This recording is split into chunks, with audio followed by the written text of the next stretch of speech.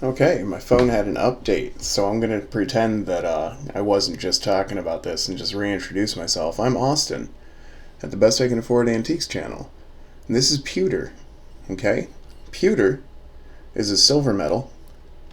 I think it's 85 to 95% tin, and then the rest can be different zinc or lead, even depending on how old it is. The older it is, the more chance there is of lead being in it. And yeah, it's just this silver kind of metal. This piece is pretty heavy. This is a pretty hefty little piece right here. I was watching this guy named Don, the auction professor, on YouTube, and he seems like he has really good advice for buying and reselling stuff. It seems like he's been reselling and buying stuff for a long, long time. So yeah, I think he's pretty cool to listen to, and I don't usually buy stuff just to resell it, but I do like to buy some stuff just to talk about it in a video. So I saw these were pretty cheap pieces, but I thought it would give us an opportunity to talk about like a different kind of metal, you see a silver metal and it's pretty instantly, I think this is probably stainless steel or whatever. Uh, this one actually says, I think, pewter on it. Yeah, pewter over there. Oh, I'm hoping that'll come through there. Royal Holland Pewter, Dalderop. I hope I pronounced that right. I don't want to make any enemies in Holland. I'm sure it's a beautiful country. I love your flowers. I won't say the clogs. I'll skip it. So yeah, I don't think this is a particularly valuable thing or anything, but I like talking about different types of antiques and stuff. I would think that this is at least vintage, 50s, 60s, maybe 70s. I'm not exactly sure, but I don't think it's brand new, that's for certain. And this has a little mark on it too. Dalderop, made in Holland. So I'm wondering, so I don't know if these are the same company or not, but they're both made in Dalderop.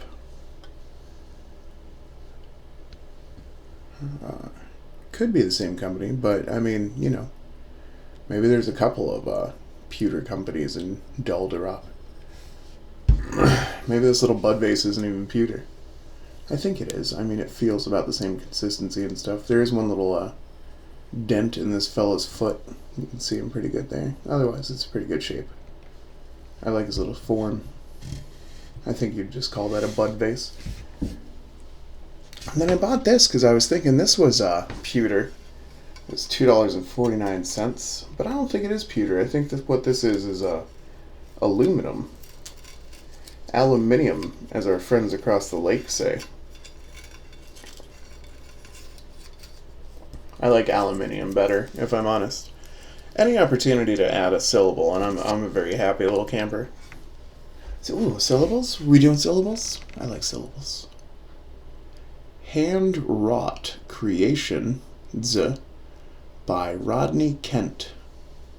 And I like his little knight and axe. Yeah, I like all that. $4.29. I don't know anything about that, but this definitely feels like aluminum. It's a very silver, shiny metal. It's just a couple little rivets holding this handle on.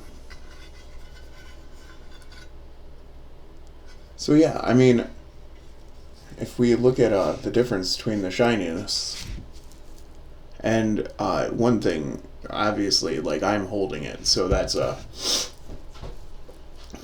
tremendous benefit to me. But this is much lighter than this even little piece. But this little fella here, this 95% tin one, that's a hefty little cat versus this especially. So shininess and lightness is going to help you identify aluminum versus this being a pretty stout little metal. It almost feels like a heavier steel. But yeah, I think this is a pretty nifty little piece. I don't know if it was always kind of pitted like that, or yeah, I don't know. I don't know anything about it. It's a handsome little thing though. But then I like this. I like this aluminum. I think Hand Wrought Creations. I think they're trying to say that this is a handmade piece. whether it's cast with this in it or whether that's handmade. Can we see any actual engraving marks in there? I don't know. I don't know, buddy. I think it's neat, though. And for just a little weird basket made out of aluminum. That's what aluminum sounds like. A little more dull than its finish would imply, huh? What a silly thing to observe. I apologize. You can see the inside of his rivet there. So that's what a rivet looks like. It'll have a head just like this. And then on the inside you'll see a little, almost like a hollow. And it's the same concept as the rivets on the pockets of your jeans if you wear jeans. So yeah, I mean, I think they're trying to imply that this is actually a hand-beaten piece of aluminum. And whether or not this is hand-carved, I have no idea. I have no idea. I didn't look it up. I just thought I'd show you different kinds of metal tonight. I talk about pewter and apparently aluminum.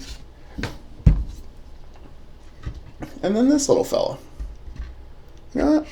I'm inclined to believe that he is pewter as well. He's a very odd, he's got a very odd metal to him. I'm not going to touch his gilding there. You see, that's the color under the metal. I don't know, maybe it's like, what's that other one called? Spätzle. Schnitzel. Pretty sure it's schnitzel. Oh, man, I think I just made myself forget what it was called. Spoodle.